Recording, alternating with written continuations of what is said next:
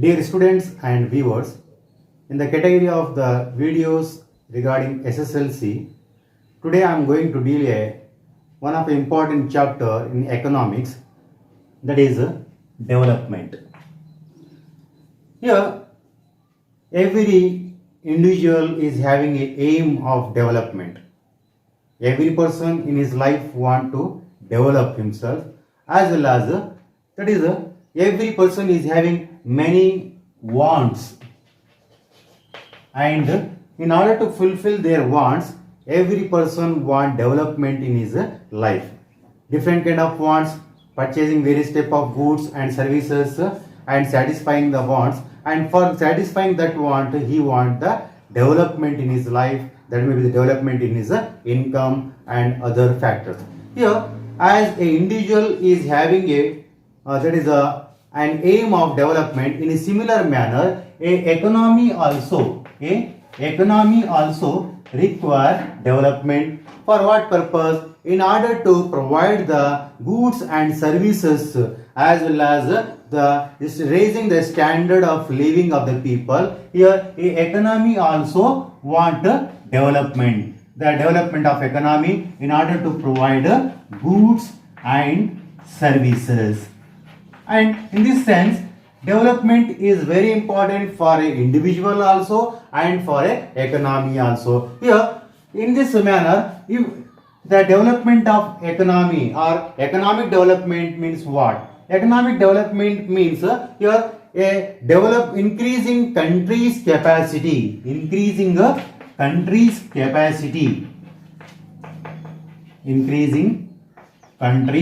or a nation's capacity. Capacity is to be increased. For in what manner? In order to serve the economic interest.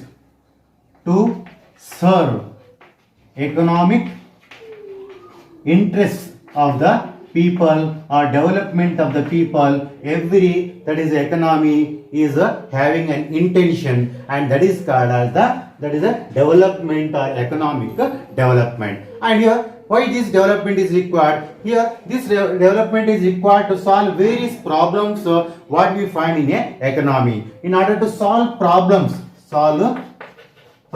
in a economy. What type of problems we find in a economy? That is particularly the problem of poverty, the problem of unemployment, and even the problems like inflation, deflation, and such problems will be found in a society or in a economy. In order to solve such problems, here we find the economic development. Economic development is a solution for all these problems. Here, after this, try to know about what is the difference between development and underdevelopment. This concept we have to understand here. The difference between development and underdevelopment. What is the meaning of these two terms, development and underdevelopment? First of all, take the concept of development. Here, we have to know about the meaning of the word development. What is the meaning of the word development? Development means progress. Development means what? The progress. Progress means what?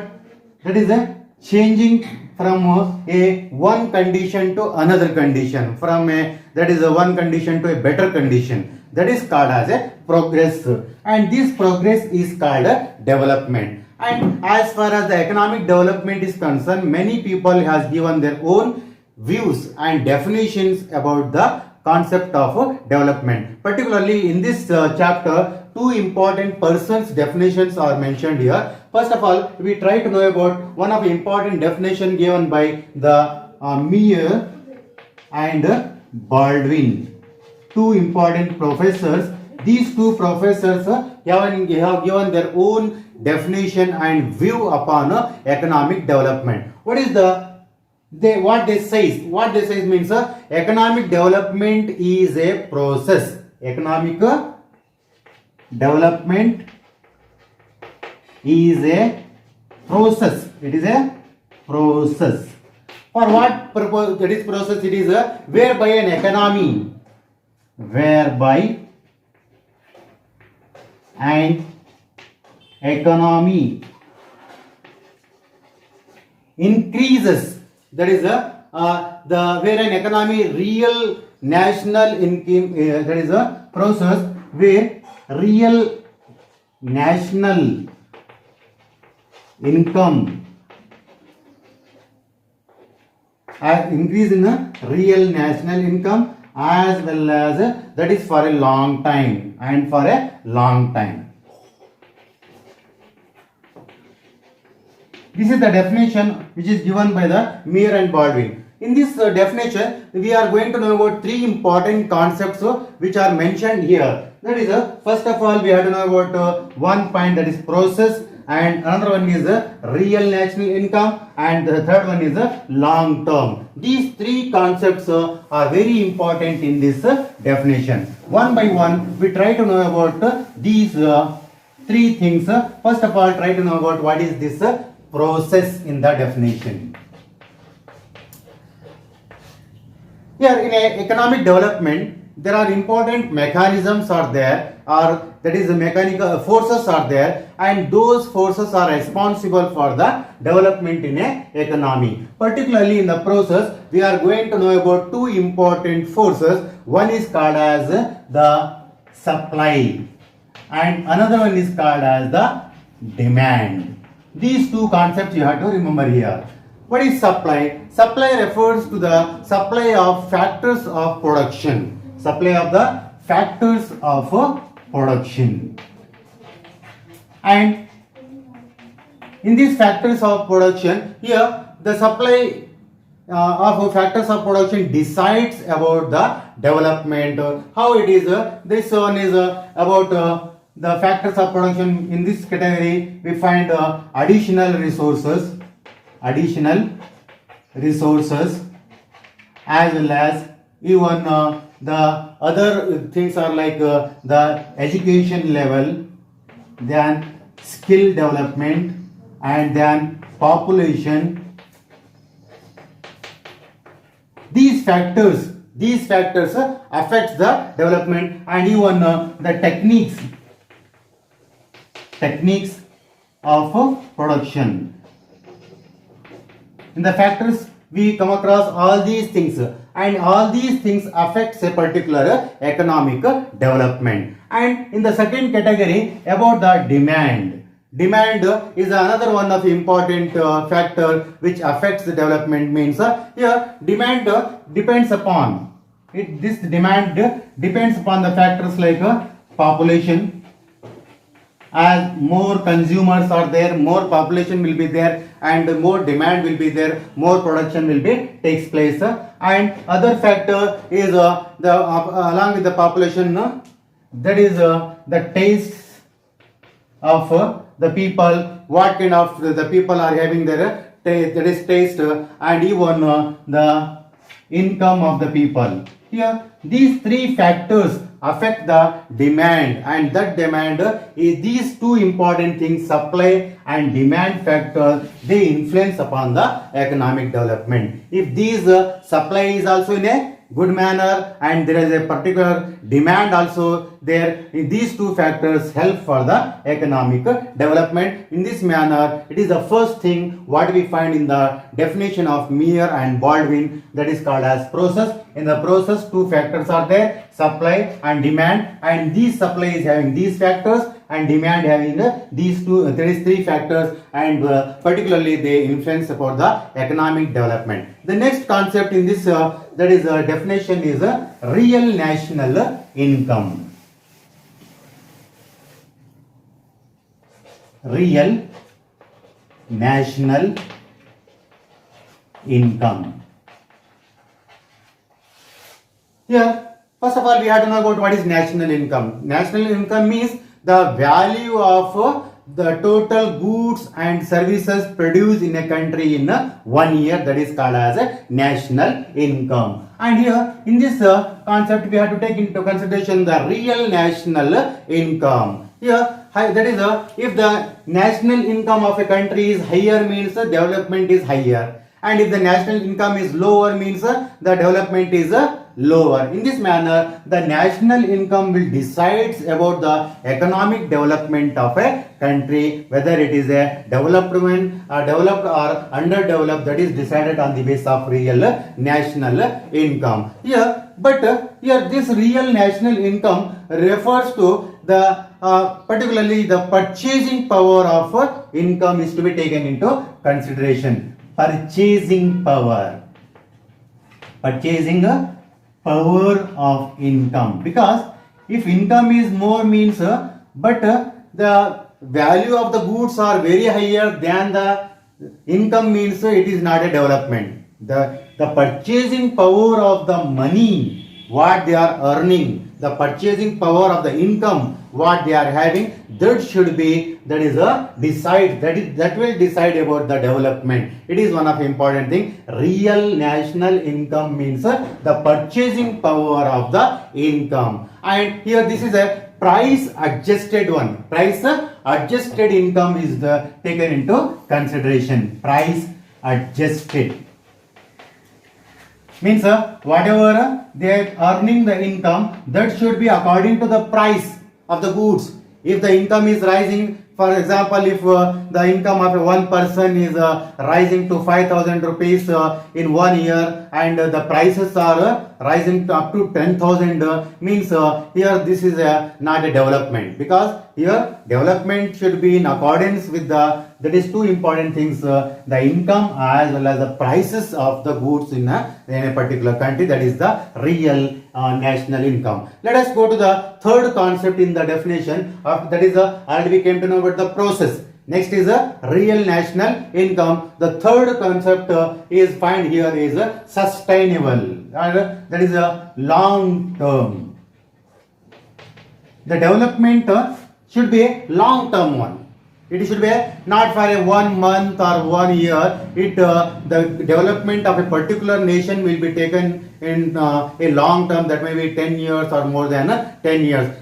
That is short term fluctuation, short term changes will not be taken into consideration. That may be a period of 10 years and more than 10 years.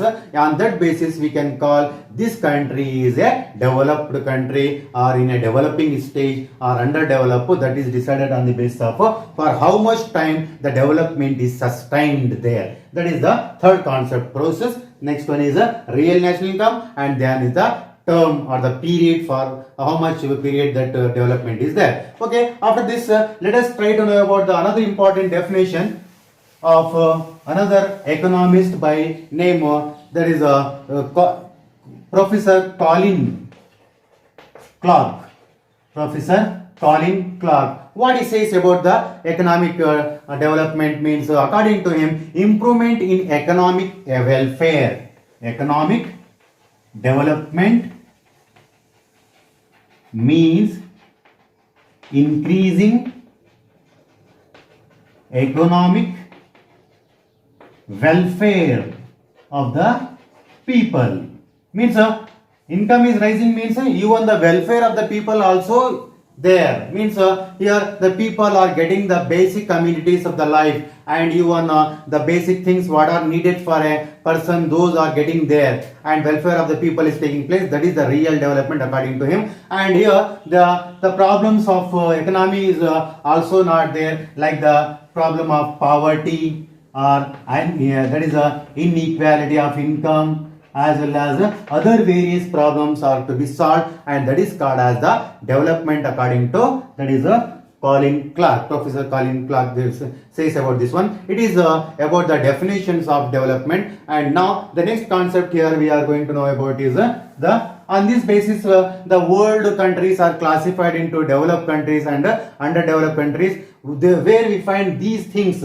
That is the development, such countries like USA, Canada, then Germany, Japan, and these are even the Western European countries before 1950s, those were considered as developed countries, and after 1950s, Singapore, Hong Kong, Malaysia, and China, they are considered as developed countries on the basis of these two definitions. Let us try to know about the next concept of this chapter, the objectives of development. objectives or aims or purpose of the development. Here this development is having two important objectives I am going to mention here. One is called as inclusive, and another one is called as sustainable. Inclusive and sustainable. What is inclusive? According to this one, here every person in a economy in a country have access or having all the that is basic amenities of the life. Every person is benefited there. Not a single person, that is some persons or a few number of persons, but every person is benefited. Every person is benefited by the development. Whatever development is taking place, that is giving benefit for everyone. It is providing all the basic amenities of the life. They are getting a good increase in national income or increase in income of a particular person. Increase in income of a person. It is also one of the thing. And even there should be here the equality of equal distribution of income and other various things everyone is getting, and reduce the concept of poverty, the problem of poverty solved, and that is called as inclusive development. Here the income of few persons will not be taken into consideration. The income of all people is to be increased here. That is called as a development. And sustainable means here the development what is taking place, and that should be in that is in such a manner which will help for the future generation also. We are that is protecting the resources, protection of resources for future generation, means whatever resources we are having, we should not go for the total exploitation and using of those resources. We should keep in mind those resources are to be that is reserved and protected for the coming generation, and we have to keep the environment also very clean. If we are keeping the environment clean as well as protecting the resources, that will help for the future generation. Means here the objectives of development means one, inclusive as well as sustainable. These two important things are to be maintained, and it is about the concept of development. After knowing about the development, the meaning of development and various definitions of development and objectives of development, let us go to the another concept of this chapter, that is called as underdevelopment. That is a underdevelopment. What is this underdevelopment? Development means progress, and underdevelopment means stagnation, backwardness. That is a backward. When we compare to the one country and another country, one country will be backward, another will be in a developed condition, and it is the position of stagnation. No changes taking place, and changes are taking place means not that in a very fast manner. That is the two concepts here, backwardness and stagnation of economy is called as that is the underdevelopment. And what are the factors here? How can we identify a particular country is backward? Means here on the basis of low per capita income, the low per capita income of the people, and even the another one is low productivity. Production is also not taking place there, and not in a fast range. And third one is the high population.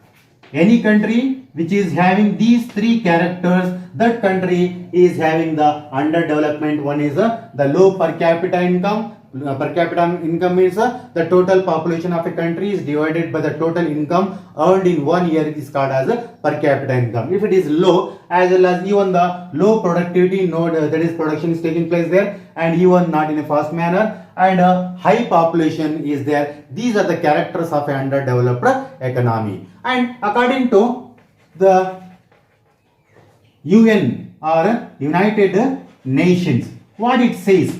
It says that a economy is considered as a backward economy if if their per capita income is less than the developed countries. Here it gives example of US, UK, then Germany, Japan, and European countries. And this example is given here. If the per capita of one country is less than these developed countries, that is called as under development. It is and according to the World Bank, this World Bank classifies the countries into three categories. One is called as high, medium, and low. That is a high development countries as well as medium development countries as well as low or backward countries. In this manner, here it classifies the countries into. And if a country is backward means, is there any possibility of development? Yes, there is a possibility of development. How? Every country is trying to develop. Every country is trying to develop by using the resources and developing the economy, and by this one, every country is trying to come to the position of development. For example, India, by utilizing the various methods and resources, it is trying to develop itself, and that's why when we compare in the beginning, that is before, after the independence, we were in an underdeveloped condition, but now we are in a developing condition. We are in a medium level because we are utilizing the resources. It is about the concept of underdevelopment. Okay. Next is we try to know about the indicators of development.